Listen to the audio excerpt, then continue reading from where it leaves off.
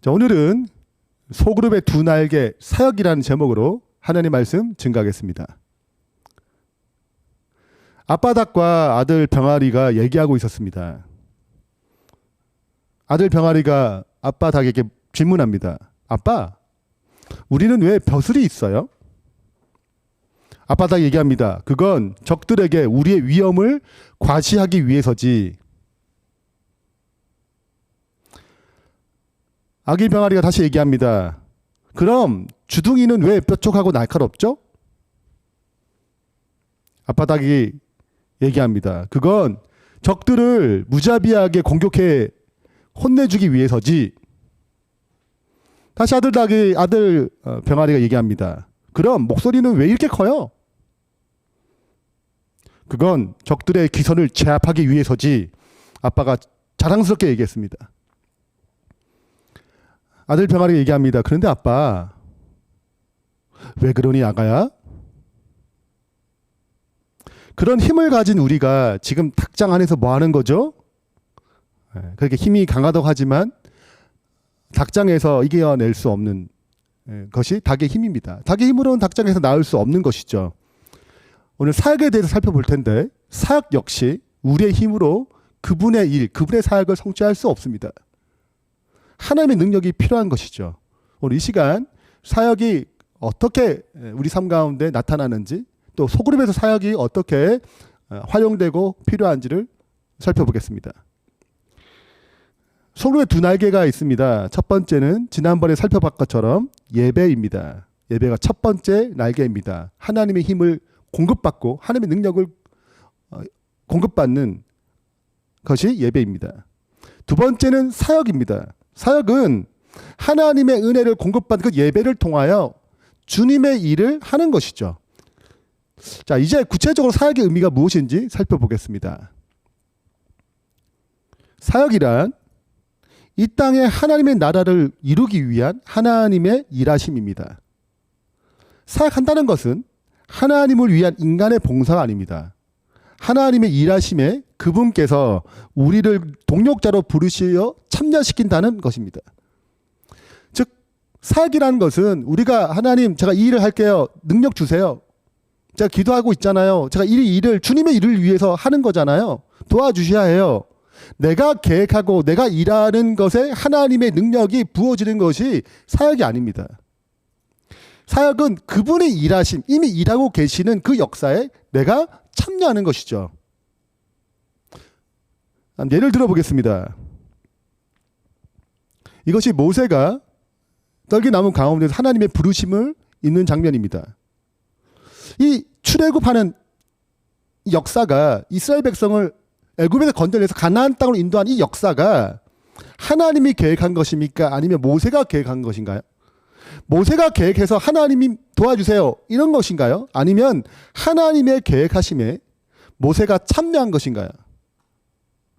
하나님의 계획하심에 모세가 참여한 것입니다. 이것이 사역입니다. 사역은 우리에 의해서 발생되어지는 것이 아닙니다. 또 하나는 예를 살펴보겠습니다. 지금 그림이 노아가 방주를 짓고 초청하는 장면입니다. 그때 하나님께서 기적같이 동물들을 방주로 보내셨죠. 노아가 계획한 일입니까? 방주 짓는 것이? 아니면 하나님이 계획해서 노아가 참여한 것입니까? 하나님께서 노아 당시 때 너무 악하기 때문에 심판을 결정하셨고 노아를 통해서 사람들을 구원하기 위해 계획하신 것이 노아 방주입니다. 하나님이 계획하셨고 노아가 참여한 것이죠. 예수님께서 12제자들을 파송할 때 마태복음 10장에는 이렇게 얘기합니다. 어떤 성이나 마을에 들어가든지 그 중에 합당한 자를 찾아내요. 누굴 찾는다고요? 합당한 자를 찾아내는 것입니다. 합당한 자가 무엇입니까? 이미 하나님에 의해서 준비되어 있는 그 마음에 하나님께서 일하시는 그 사람을 찾아가서 거기에 머물라는 것이죠. 이미 하나님께서 준비한 그 사람을 찾아가는 것, 이미 그분이 일하시는 것에 내가 참여하는 것, 이것이 하나님께서 제 아들에게 가르치신 사역의 방법이었습니다. 모든 사역의 성공의 핵심은 우리가 그분의 일을 하는 것이 아니고 그분이 일하신 곳에 참여함으로 이루어집니다. 그러면 하나님께서 왜 우리를 그분의 사역에, 그분의 일하심에 참여시킬까요? 하나님께서는 우리의 도움 없이도 죄인을 구원하시는 당신의 목적을 이루실 수 있으시다. 그러나 그리스도의 품성과 같은 품성을 개발시키기 위해서 우리는 그의 사업을 분담해야 한다. 그분의 기쁨, 곧 그분의 희생을 통하여 구속받은 영혼들을 보는 기쁨에 참여하기 위하여 그들의 구속을 위한 그분의 사업에 참여해야 한다. 시대성경 142페이지에는 우리를 참여시키는 중요한 이유가 있습니다. 그리스도와 같은 성품을 이루기 위하여, 그분이 누리시는 기쁨을 경험케 하기 위하여 그분의 사역에 참여시킨다고 말씀하십니다. 그래서 하나님을 지식적으로 아는 것이 아니고 사역에 참여함으로 경험적으로 알게 되는 것입니다. 그렇다면 사역하지 않을 때 어떤 문제가 생길까요? 하나님이 일하심에 내가 참여하지 않으면 어떤 문제가 생길까요? 생애의 빛에서 이렇게 기록하고 있습니다. 운동을 함으로써 몸이 튼튼해진다. 우리의 그리스도인 생애를 튼튼하게 유지하기 원한다면 우리는 일을 해야 한다. 우리가 하나님의 축복을 받기만 하고 아무것도 하지 않으면 우리의 그리스도인 생애는 건전하거나 강하게 되지 못할 것이다. 팔과 다리를 사용하지 않는 사람은 미국의 그 팔과 다리를 움직일 힘을 잃어버리게 된다. 하나님께서 주시는 힘을 사용하지 않는 그리스도인은 더 이상 그리스도 안에서 자라나지 못한다. 그런 사람은 이미 가지고 있는 힘마저 잃어버리게 된다. 사역하지 않을 때 어떤 문제가 생깁니까? 우리가 운동하지 않으면 어떤 문제가 생기나요? 근력이 약해지고 힘이 약해집니다. 운동함으로 몸이 튼튼해지는 것이죠. 영적인 삶에서도 동일합니다. 우리가 그분의 일에 참여함으로 말미암아 우리는 몸이 건강해지듯이 우리 영적인 영역에서도 건강해지고 그리스도께서 원하시는 그분의 성품을 점점 닮아가는 것입니다. 그러면 사역의 두 날개가 예배와 사역인데 이건 어떤 관계가 있을까요? 이건 선순환 관계에 있는데 우리가 그리스도의 은혜를 받게 되면 예배를 통하여 그분의 은혜를 공급받게 되면 우리 역시 다른 사람을 돕고자 사역하게 될 것이다. 일하게 될 것이다. 얘기하고 있습니다.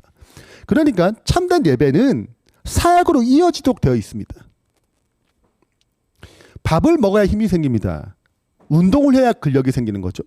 운동을 하면 에너지가 소비됩니다. 다시 배가 고파요. 이것이 굉장히 건강한 방식으로 진행됩니다. 영적 세계도 동일한 것입니다. 이게 무슨 그림입니까?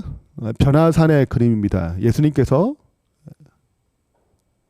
하늘 위에 승천한 모습, 하늘의 영광의 모습으로 보이시는 장면입니다. 이때 요한과 베드로와 야고보가 함께 그 자리에 갔었습니다. 이 장면을 보고 이렇게 얘기합니다. 예수님께서 그들 앞에서 변형되사 그 얼굴이 해같이 빛나며 옷이 빛과 같이 휘어졌더라. 그리고 모세와 엘리야가 그 영광 가운데 함께 임했습니다. 그 십자가의 고난에 대한 이야기를 하죠. 이 장면을 제 아들이 보게 됩니다. 그리고 마침내 이렇게 얘기합니다. 베드로가 예수께 여쭈어 이르되 주여 우리가 여기 있는 것이 좋사오니 만일 주께서 원하시면 내가 여기서 초막셋을 짓되 하나는 주님을 위하여 하나는 모세를 위하여 하나는 엘리야를 위하여 하리이다. 자, 주님께서 원하시면 여기 초막셋을 짓고 싶다. 주님과 엘리야와 모세를 위해서 여기 좀 더 머물고 싶다. 너무 영광스러운 곳이다. 은혜 충만하다. 이렇게 얘기하는 것입니다. 근데 예수님께서는 그래 좋네. 너무 좋은 아이디어인데 초막셋을 짓지 이렇게 하지 않으셨어요. 예수님께서 이제 내려가자 얘기하십니다. 하늘에서 지금 산 꼭대기에서는 영광 가운데 있지만 아래에서는 지금 귀신과 투쟁하는 장면이 상황이 생겼습니다. 그래서 제자들에게 이렇게 얘기합니다. 제자들이 하늘의 빛과 접촉하였던 곳 하나님의 아들께서 당신의 영광을 나타내신 그곳에 그 거룩한 곳에서 즐거이 더 머물고 싶었으나 벌써 원근에서 예수님을 찾고 있는 백성들을 위하여 할 일이 있으셨다. 그 참된 예배는 다시 사역으로 이어집니다. 그들은 산 아래에 벌여지는 영적 투쟁에 참여해야 했습니다. 생애빛에도 이렇게 기록하고 있습니다. 우리가 그리스도를 위하여 일하고 사람들을 그분께 인도할 때 우리는 그분을 더욱 잘 알아야 할 필요를 느끼게 될 것이다. 우리가 사역하게 되면 여러 가지 힘들고 어려운 부분이 있어요. 주님께서 이걸 어떻게 해결하실 것인지, 주님은 어떤 방법으로 이 사역을 풀어갈 것인지 다시 주님을 찾게 된다는 것이죠. 우리는 의에 줄이고 목마르게 되어 하나님께 그분의 도움을 요청하게 될 것이다. 우리의 믿음은 우리가 구원에 관하여 더욱 많은 것을 배우게 될 때 더욱 강하게 될 것이다. 우리는 은혜와 그리스도를 아는 지식 안에서 자라나게 되고 하나님의 사업은 더욱 잘할 수 있게 될 것이다. 자, 보세요. 우리가 일하게 되면 그분을 찾게 된다는 것입니다. 또 그분을 찾게 되면 다시 일하게 되도록 하나님 사업이 더 잘 되도록 역사하신다는 것이죠. 그러므로 참된 예배는 다시 참된 사역은 예배로 이어집니다. 이렇게 예배가 사역으로, 사역이 예배로 이어지는 것입니다. 하늘에 비가 내리면 땅에 고이는 것으로 끝나는 게 아니고 다시 수증기가 되어서 하늘로 올라갑니다. 이와 같듯이 예배와 사역은 선순환 관계 가운데 있습니다. 자, 그렇다면 소그룹의 사역은 어떤 것일까요? 자, 소그룹의 예배를 보게 되면 우리가 지난번에 살펴봤듯이 첫 번째는 환영 인사를 합니다. 두 번째는 찬양과 기도를 열고 세 번째는 말씀을 나눕니다. 일반적으로 여기까지 끝날 경우가 참 많습니다. 환영하고 찬양과 기도를 하고 그리고 말씀을 나눔으로 은혜 받고 끝을 맺는 거예요. 그러나 이런 소그룹 예배는 소그룹을 건강하게 만들지 못합니다. 예배가 무엇이 이루어져야 되냐? 반드시 사역으로 이루어져야 됩니다. 그래서 소그룹 예배의 네 가지 특징 중에 제일 마지막에 사역입니다. 이 사역을 할 때 두 가지 핵심이 있습니다. 생명력이 넘치는 소그룹이 되려면 예배로 끝나면 안 되고 다시 말씀 나누면 끝나는 것이 아니고 반드시 사역으로 넘어가야 되는데 그 두 가지 계획은 첫 번째는 세움에 대한 계획이고 두 번째는 전도에 대한 계획이에요. 이 소그룹을 어떻게 건강하게 양육할 것인가, 어떻게 케어할 것인가, 어떻게 돌봐주실 것인가, 어떻게 더 깊은 친교 가운데 들어갈 것인가. 또 하나는 전도 계획이죠. 어떻게 영혼을 전도해서 그들을 주님 앞으로 인도할 것인가. 이것이 소그룹이 가진 두 가지 핵심 사역입니다. 이 두 가지 사역을 통해서 소그룹은 건강해지고 주님 안에서 자라나게 되고 마침내 배가게 되는 것이죠. 사역 계획에는 크게 5가지가 있습니다. 첫 번째는 어떻게 돌볼 것인가. 아프거나 또 필요를 채워주고 기도해주고 전화해주고 안부를 묻는 등 이렇게 돌보는 과정이 있고 두 번째는 서로 간의 친교의 과정이 있습니다. 그래서 때로는 여자들끼리 모여서 함께 식사를 하고 또 담화를 나누는 시간, 또 남자들끼리 모여가지고 운동도 하고 함께 시간을 갖는 시간들, 또 훈련이 필요합니다. 그리스도 안에서 건강히 자라나기 위해서는 배움의 과정이 필요하죠. 말씀을 볼 수 있도록, 기도를 할 수 있도록, 또한 어떤 영역에서 그 사역을 건강하게 만들 수 있는지에 대한 영적인 훈련들이 필요한 것입니다. 네 번째는 그래서 또 사역에 참여시키는 것이죠. 소그룹만 가지는 사역들이 있습니다. 그리고 마침내 소그룹은 배가하게 됩니다. 이것이 소그룹을 건강하게 세우는 계획들입니다. 또 전도의 계획들이 있죠. 전도의 계획은 구도자를 위해서 가장 첫 번째 기도하는 것입니다. 두 번째는 무엇입니까? 섬기는 것입니다. 그들의 필요를 채워줘야 사귀게 되거든요. 그리고 필요를 채워줌으로 서로가 교제하게 되고 사귀게 되면 그 사귐을 통하여 신앙 가운데, 목장 소그룹 가운데, 또 교회 가운데 초대할 수 있는 것입니다. 성경 공부 가운데 초대할 수 있는 것이죠. 그리고 마침내 결실을 맺습니다. 실은 예수님께 이 땅에 오셨을 때 기도하시고 섬기시고 필요를 채워주시고 또 신임 얻으시고 사귀셔서 마침내 예수님의 진리 가운데 그들을 이끄셨고 열매 맺게 하셨습니다. 자, 그래서 세움 계획과 전도 계획은 소그룹을 건강하게 만드는 또 생명력이 넘치게 만드는 핵심 사역입니다. 세움 계획이 잘 이루어지게 되면 이것은 그 소그룹에 성숙을 가져다 줍니다. 그리고 이 성숙은 이어서 전도에 영향을 주고 그 전도의 계획은 성장을 이룹니다. 수가 늘어나는 것이죠. 그래서 세움 계획과 전도 계획을 통하여 성숙과 성장을 이루어가는 것입니다. 마침내 배가가 되겠죠. 이러한 전도에 대한 계획들 그리고 누구를 세우고 양육하는 돌보는 계획들이 소룹 가운데 일어나야 합니다. 그러면 우리의 태도는 어떤 태도를 가져야 되는가? 과연 이렇게 누굴 세우고 누굴 전도하는 과정 가운데 우리는 무엇을 어떻게 도와줄 것인가? 이것을 함께 고민하고 함께 기도하고 그 계획을 세워야 되는 것입니다. 이 구체적인 계획과 방법에 대해서는 또 제일 마지막 특별 시간에 또 다루겠습니다. 저희 열린교회에서 했던 것을 한 예를 들어 보겠습니다. 작년 12월 25일 금요일 저녁 7시에 크리스마스 파티를 열었습니다. 한국은 코로나로 5명 이상 모임을 갖지 못하게 됩니다. 집에서 모여야 돼요. 그래서 어떻게 하면 이 시간을 구도자를 초청하고 또 서로의 관계를 더 기쁘게 만들고 또 복음을 증가할 수 있는 또 하나의 계기가 만들 것인가 해서 일목장에서 이런 기획을 했고 선물을 박스에 이렇게 준비했습니다. 그 산타 모습으로 이렇게 했고 그 다음에 각 가정마다 방문했습니다. 선물을 줬어요. 선물 주고 그 다음에 줌을 통해서 구도자를 초대하고 또 남편이 안 믿는 분들이 있어요. 그분들 초대해가지고 같이 크리스마스 게임과 또 서로를 소개하고 또 기도하고 간증하는 그런 시간을 가졌습니다. 이건 이목장인데 이목장은 같이 식사하기 어렵기 때문에 사진에 보듯이 이렇게 식탁을 놓고 밥을 먹은 거죠. 그 식탁의 교제를 나누고 또 자기 집에서 쓰지 않는 그런 물건들 또 쓸만한 물건들을 이렇게 내놓고 경매를 통해서 그 수익금을 가지고 또 목장에 이 소그룹에 또 여러 가지 사역하는데 보탬이 되고 또 산목장도 청년 목장도 그리고 사목장도 이렇게 각자 나름대로의 크리스마스 파티를 통하여 구도자를 초대하고 또 사역하는 일들을 했습니다.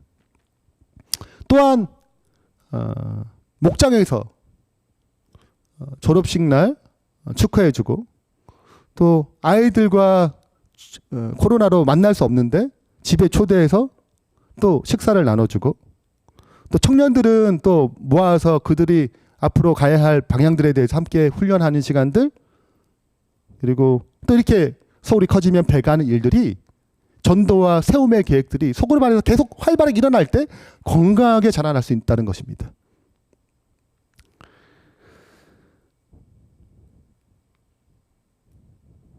자, 이제 결론을 좀 맺으면서 소그룹의 두 날개는 예배와 사역이 있습니다. 예배는 하나님의 은혜를 공급받는 것입니다. 사역은 하나님께 받은 이 공급의 은혜를 다른 사람들에게 나눠주는 것이죠. 하나님의 이끄시는 그곳에 그 일하시는 그곳에 내가 참여함으로 그분의 사역을 가는 것입니다. 사역이란 하나님의 나라를 이루기 위한 하나님의 일하심입니다. 사역한다는 것은 하나님을 위한 인간의 봉사가 아닙니다. 하나님이 일하심에 그분께서 우리를 동력자로 부르시고 참여시키는 것입니다. 그럼 왜 하나님께서 일하도록 하시는가? 왜 참여시키시는가? 그분의 일에 참여시키는 중요한 이유는 하나님의 지식으로 아는 것이 아니라 경험으로 알게 되어서 그리스도와 같은 성품으로 변화시키기 위해서입니다.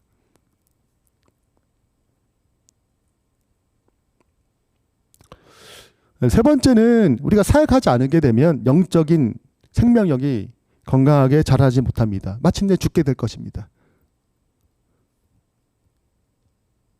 마지막으로 생명력 있는 소그룹이 되려면 사역의 두 가지 핵심인 전도와 세움의 계획, 양육의 계획을 끊임없이 세워야 합니다.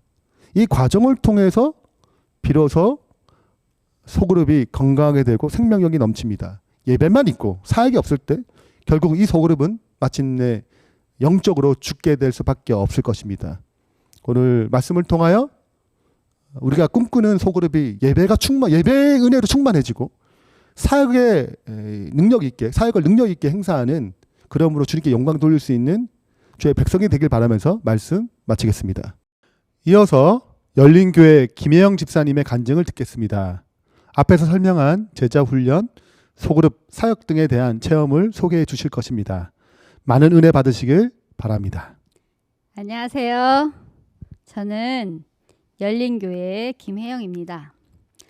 사실 저는 지금까지 한 번도 미국에 간 적이 없습니다. 그런데 이 간증이 저보다 더 먼저 미국을 가게 되었네요. 제 간증이 미국에까지 갈 줄은 진짜 꿈에도 몰랐습니다. 간증도 갔으니까 저도 언젠가는 미국에 갈 수 있겠죠? 저는 모태교인이고 어릴 적부터 교회에 빠지면 큰일 나는 줄 알고 열심히 교회 다녔고, 또한 열정을 다해 많은 사역을 하며 살았습니다. 하지만 스스로 말씀 연구는 하려고 하지 않고 오직 예배 시간에 듣는 것이 신앙의 전부인 것으로 생각하고 살았습니다. 제 성경책은 교회 가방 안에서 한 번도 꺼내본 적이 없었습니다. 그만큼 말씀을 보지 않고 살았다는 것이죠. 그리고 열심히 사역하니까 신앙생활 잘하고 있다고 생각했습니다. 다른 분들도 열심히 사역하는 저를 보고 믿음이 좋은 집사님이라고 말했습니다. DT 양육과정을 수료한 지금 뒤돌아보니까 본질은 모른 채 의식에만 치중하고 살았다는 것을 알게 되었습니다. 말씀이 나의 주관적 경험이 되지 못했습니다. 그런 경험을 어떻게 하는지, 그런 것이 있는지조차 모르고 살았습니다. 더 큰 문제는 그것이 잘못되었다는 것을 몰랐다는 것입니다. 제가 제자훈련 DT 양육과정을 하게 된 계기는 어느 학부모가 제게 너무 좋은 목사님 말씀이 있는데 한번 가보자는 것이었습니다. 같은 학부모회를 하고 있었기 때문에 거절하기도 좀 그렇고 해서 한번 들어보려고 집사님 댁에 가게 되었습니다. 그런데 지금까지 들어봤던 말씀과는 다른 관점에서 말씀해 주시는데 그것이 너무 신기하고 은혜롭고 좋았습니다. 그래서 다음 날도 가고 또 다음 날도 가고 모두 빠지지 않고 참석하게 되었습니다. 그 목사님이 바로 현대현 목사님입니다. 사실 교회는 오래 다녔지만 누가 성경에 대해 질문을 하면 대답할 수가 없었습니다. 그리고 교회에서 점점 중책의 사역이 지어지다 보니까 말씀을 가르쳐야 하는 부분에서는 자신감이 없었습니다. 그것을 또 남들에게 나타내기에 너무 부끄럽게 여겨졌고, 그래서 한번 배워볼까 하는 마음도 생겼습니다. 원래는 4일만 공부하기로 했었는데 말씀을 들으면서 굉장히 열심히 있는 한 집사님이 계속 공부를 하고 싶다는 거였어요. 그것도 목사님한테 배우고 싶다는 거였죠. 목사님은 엄청 바쁘셔서 평시도 치면 잘 안 가르친다고 하셨는데 그래도 꼭 공부하기를 원한다면 월요일 오전 시간이 있다고 하셨어요. 그런데 모두들 다 좋다는 거예요. 저 혼자 안 된다 할 수도 없고, 그래서 저도 얼떨결에 함께 제자훈련을 하게 되었습니다. 강의나 교육은 그래도 받아봤지만 제가 스스로 직접 제자훈련을 받은 것은 처음이었습니다. 이렇게 저는 2016년 11월에 제자훈련을 시작하게 되었습니다. 처음에는 이런 훈련을 한 번도 받아본 적이 없어서 힘들었습니다. 기억절 외워야지, 과제 해야지, 안 하던 것을 하려니 진짜 힘들었는데 어느 날 3단계까지 기억절을 척척 외우고 있는 저를 보게 되었습니다. 부끄러운 얘기지만 저는 책 읽는 거 엄청 싫어하거든요. 책만 보면 잠이 오고 책 한 권을 끝까지 읽어본 적이 없습니다. 글 쓰는 것은 더 싫어해서 어떻게 글을 써야 하는지 잘 모르는데 과제가 모두 책 읽는 거고 또 본격적으로 쓰는 거였습니다. 50평생 DT 양육과정 할 때만큼 많은 책을 읽어본 적이 없습니다. 과제를 해야 하는데 앞서가지는 못하지만 하라는 대로 밀리지 말고 하자는 심정으로 하다 보니까 책이 정말 읽어지더라고요. 제가 좀 모범생이거든요. 그래서 하라는 것도 해야 되는 성격이라서 과제를 하면서 과제를 왜 하라고 하시는지 알게 됐습니다. 정말 은혜롭고 감동이 있었습니다. 아, 내가 이렇게 좋은 말씀을 보지 않고 살았구나. 너무나 후회스러웠습니다. 하지만 지금이라도 하나님의 사랑을 발견한 것이 너무 기쁘고 행복합니다. 저는 딸 둘과 아들 하나를 둔 세 아이의 엄마입니다. 우리 아이가 어렸을 때는 아이들이 말씀 묵상 해보자, 매일 성경 이야기 해달라고 했지만 그때는 제가 어떻게 하는지 잘 몰랐고 또 조금 하다 보면 해줄 것이 없고 또 끈기가 없어서 끝까지 하지 못했습니다. 지금 생각해보면 제가 채워지지 않았기 때문에 어떻게 이 아이들을 해줘야 할지 몰랐던 것 같습니다. 지금은 이제 제가 해줄 수 있는데 아이들이 너무 커버려서 하려고 하지 않습니다. 좀 더 일찍 알았으면 얼마나 좋았을까? 저희 아이들에게 미안한 마음이 듭니다. 하지만 하나님께서 이 아이들을 이끌어 주시리라고 믿고 기도하고 있습니다. 1단계를 마치면 예비 리더가 되었으니까 제자를 가르치라고 하십니다. 그래서 순종하는 마음과 떨리는 마음과 기도하는 마음으로 한 팀의 제자팀을 시작했습니다. 그런데 이 제자팀은 제가 배우던 팀과는 너무 다른 거였어요. 제가 배우던 팀들은 한 번도 어느 누구도 과제를 못하거나 안 하는 사람이 없었는데 제자팀원들은 기억절, 말씀 묵상, 과제 모두 제때 하지 못하더라고요. 결국 그들은 1단계 시험은 보았지만 과제를 하지 못해서 중도에 포기하고 말았습니다. 그때 저는 내가 너무 부족해서 그런가? 겨우 용기 내서 한 건데. 역시 나는 안 되나 봐. 이렇게 용기 잃고 있을 때 현대 목사님께서 그건 하나님께서 하시는 일이라고 예수님의 제자들도 많이 부족하였지만 하나님께서 함께 하실 때 모든 것을 할 수 있었다고 이 제자들이 함께 끝까지 하지 못한 건 안타깝지만 집사님의 부족이 아니라고 하시면서 용기를 주셨습니다. DT 양육 과정을 할 때는 과제가 있어서 열심히 말씀 묵상하고 예언의 신 읽었었는데 수료를 하고 나니까 내가 다시 언제 그랬냐는 듯이 예전의 상태로 돌아가게 되었습니다. 그렇게 힘든 훈련을 했는데 돌아가는 것은 한순간이더라고요. 이러면 안 되겠다. 제자 훈련을 하면서 계속 들어왔던 내가 살기 위해서 제자를 낳아야 된다는 그런 말씀이 생각났습니다. 그러면서도 한 번 실패했던 경험이 있어서 용기가 나지 않았는데 기도하면서 함께 훈련할 제자들을 찾는 중에 하나님께서 저에게 한 팀을 주셨습니다. 이 팀원들이 얼마나 열심이고 영적으로 충만한지 서로 묵상한 말씀을 나누면서 눈물바다 되는 일이 한두 번이 아니었습니다. 또 이 제자들로 인해 저도 많은 은혜를 받았습니다. 우리 교재에 진짜 설명이 자세히 되어 있어서 교재를 서로 읽고 나누기만 해도 정말 은혜롭습니다. 이런 교재가 있었기에 가르칠 수 있는 용기가 생겼습니다. 제가 부족하기 때문에 많이 기도하게 됩니다. 그래서 기도하면서 가르치면서 성령님의 임재하심을 여러 번 느꼈습니다. 제자들을 가르치는 길만이 제가 살 수 있는 길이라는 것도 체험하게 되었습니다. 자아 희생의 법칙이 자아 보존의 법칙이란 말이 딱 맞았습니다. 이 제자들이 DT를 수료하고 저와 함께 삼육 열린교회에 다니게 되었습니다. 제자팀을 가리키다 보니까 제가 배울 때 이런 말씀이 있었나? 하는 생각이 들더라고요. 배울 때 깨달지 못했던 것들을 알게 되기도 하고 또 잊어버렸던 것을 다시 되새기게 되기도 해서 너무 좋았습니다. 팀마다 분위기도 다 달라서 그곳에서 또 다른 은혜를 제가 더 많이 받게 됩니다. 저는 DT 수료 후 DTL에 머물러 있는데 이렇게 제자들이 열정적으로 치고 올라오니까 저도 이래선 안 되겠다. 부지런히 해갖고 나도 DTL을 수료해야겠다는 자극도 받게 됩니다. 또 저의 제자가 리더가 되어서 제자팀을 가르치는데 또 다른 감동과 기쁨이 있습니다. 한번 느껴본 사람들은 아마 아실 겁니다. 할머니가 된 기쁨 같은 거.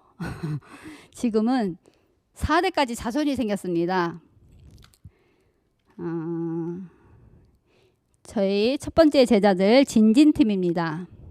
이 진진팀의 한 집사님이 여기 로고스 팀을 가르치게 되었고, 이 로고스 팀의 한 집사님이 기적의 기도 응답팀이라는 팀을 가르치게 되었습니다.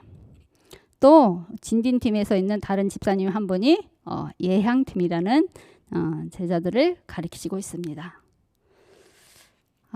너무 맛있는 맛집이 있어서 알려주고 싶은 마음으로 여러분에게 제가 경험한 DT 양육과정을 소개하고자 합니다.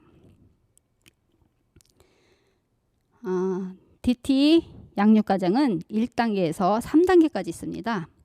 1단계에는 멀리 하늘에 계신 하나님이 아니라 늘 옆에 계시는 하나님을 직접 체험하고 가깝게 교제하는 법을 배웁니다. 그리고 복음을 통해 내 힘으로 할 수 없는 것을 그리스도께서 이루시는 것을 배웁니다. 또 2단계에서는 하나님이 나에게 말씀하신 음성을 직접 듣는 법을 배우고, 저는 이전에는 하나님께 이렇게 해주세요, 하나님 저렇게 해주세요 하고 이렇게 제 말만 하고 끝났는데, 지금은 나에게 들려주시는 하나님의 음성을 듣기 위해 기다립니다. 그리고 하나님이 우리를 구속하기 위한 구속의 경륜들이 엄청나다는 것을 배웁니다. 3단계에서는 저에게 말씀하시는 하나님의 사명을 순종하며 그리스도인으로서 시간과 재정과 건강을 어떻게 관리하며 살아야 하는지를 배웁니다. 이 과정을 모두 수료한 저는 이렇게 변화가 되었습니다. 첫 번째, 하나님의 음성을 조금씩 듣게 되었고 하나님과 대화하게 되었습니다. 두 번째, 제자를 가르쳐야 한다는 사명감이 생겼습니다. 이것이 저의 영적 생명을 유지하는 필수의 길이기 때문입니다. 세 번째, 이 모든 것이 기쁨으로 순종하게 되었다는 것입니다.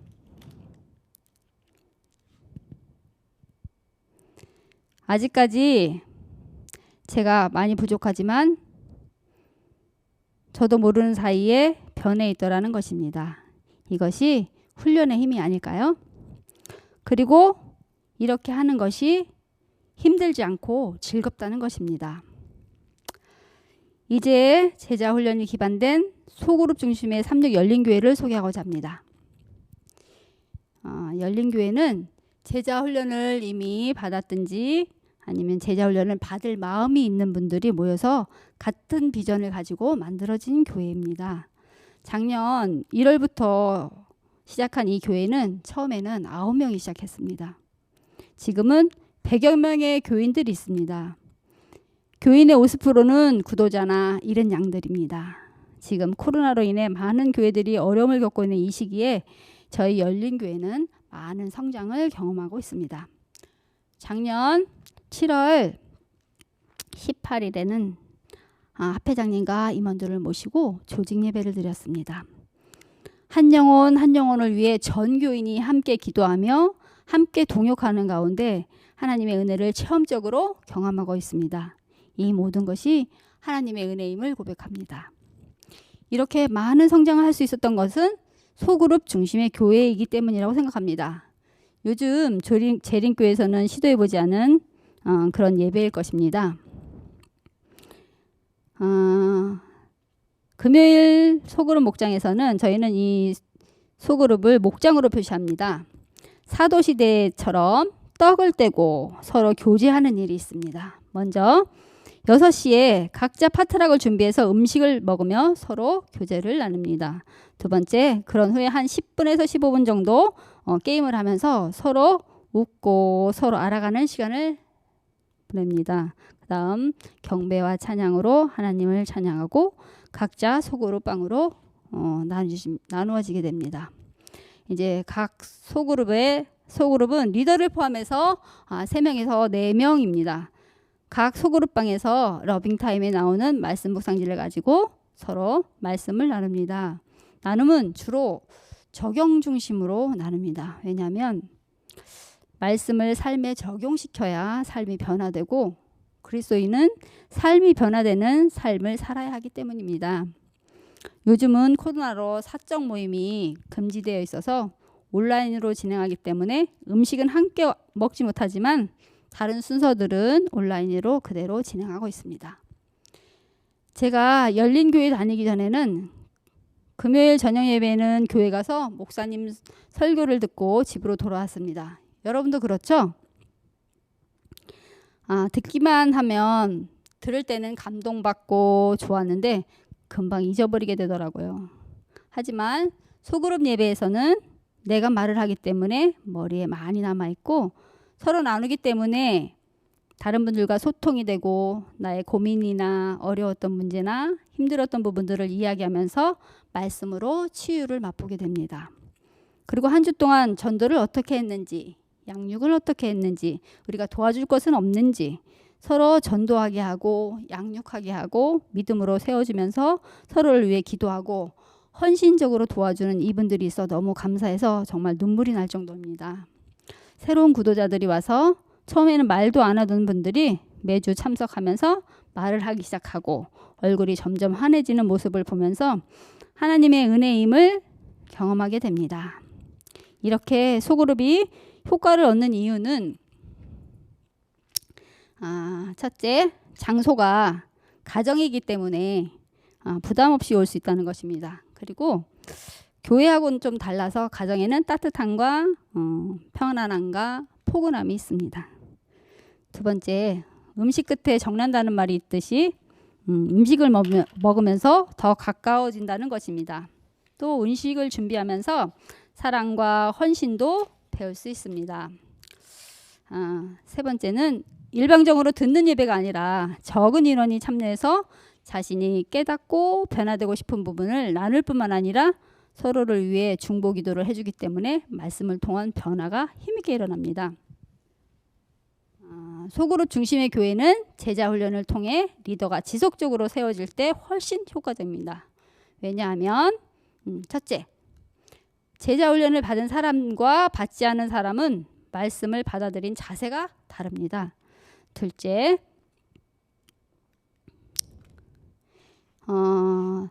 세네 명이 나눔을 할 때 제자 훈련 받은 사람들이 인도를 하고 나눔을 하면 훨씬 풍성하기 때문에 팀의 분위기를 잘 이끌어갈 수 있습니다. 세 번째, 한 소그룹에 성인이 12명 정도가 되면 배가를 준비하거든요. 12명이 넘으면 리더가 소그룹을 케어하기 힘들어지기 때문입니다.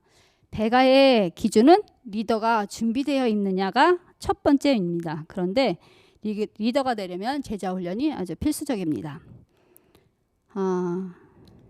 네 번째, 소그룹 참석 대상자들이 초신자, 구도자, 이른 양 등 다양하기 때문에 거기에 맞게 빨리 할 수 있어야 하기 때문에 제자 훈련이 필수적입니다. 이런 시스템이 구축된 소그룹 중심의 교회인 열린교회에서는 성경 공부를 전혀 하지 않은 구도자나 초신자들이 왔을 때 목사님이 직접 가르치지 않고 제자 훈련으로 준비된 리더들이 그들을 가르칩니다. 말씀을 가르치면서 더욱 친밀해지기 때문에 교회에 오는 것이 옷의 부담을 덜 느낍니다. 목사님이 가르쳤을 경우 목사님이 다른 곳으로 발령이 되면 그 구도자는 흔들리게 됩니다. 하지만 교인들이 가르치면 그럴 연면은 전혀 없습니다. 또한 교인들끼리 서로 제자 훈련을 하지 못한 분들을 서로 훈련시키시고 또 수료하게 만들고 또 다음 단계로 들어갈 수 있도록 서로 이끌어 줍니다. 저희 선교단에서는 러빙타임이라는 말씀 묵상 월갈지를 제작했습니다. 저희 열린교회는 이 러빙타임으로 매일 아침 말씀 묵상 공동체를 시작합니다. 매일 아침 하나님께서 주시는 만나를 먹고 시작하는 것이지요. 코로나 시대에 사적 모임이 금지된 이 시기에 어떻게 아침 묵상을 할 수 있을까요? 궁금하시죠? 네. 5시 반 타임, 6시 타임, 6시 반 타임, 7시 타임, 7시 반 타임, 8시 타임, 밤 10시 타임. 어떻게 이렇게 많은 많은 시간대에 가능할까요? 코로나 시대에 맞게 각 팀에 3명에서 5명씩 자기가 원하는 시간에 각자 집에서 줌으로 말씀 묵상을 나누고 있습니다. 이렇게 같이 매일 아침 말씀 묵상을 나누니까 서로 다른 사람의 생각과 적용을 들을 수 있어서 말씀이 더 풍성해지고 또 같이 하니까 빠지지 않고 할 수 있다는 점이 참 좋습니다. 혼자 말씀 묵상할 때는 바쁘다고 빼먹고 힘들다고 빼먹을 때가 되게 많거든요. 그런데 같이 하니까 매일 빠지지 않고 하게 되어서 너무 좋습니다. 항상 말씀을 생활에서의 적용 중심으로 하니까 조금씩 생활이 변화되는 모습도 보입니다. 어떤 집사님이 아침 말씀 묵상이 잘 차려진 파트락 음식 같다고 하면서 오늘은 어떤 음식이 차려질지 기대가 된다고 하더라고요. 매일 함께 기도하고 말씀 보며 하나님께서 일하시는 곳에 우리는 순종하며 하나님의 크신 은혜를 경험합니다. 함께 기도했기 때문에 기도의 응답이 이루어질 때마다 모두 자기 일인 것처럼 기뻐하며 찬양하면서 하나님을 더 의지하게 되고 또한 우리들의 믿음이 성장함을 보게 됩니다. 성령님의 충만한 은혜입니다. 이런 열린교회의 동역자들이 있어 너무 행복하고 감사합니다. 감사합니다.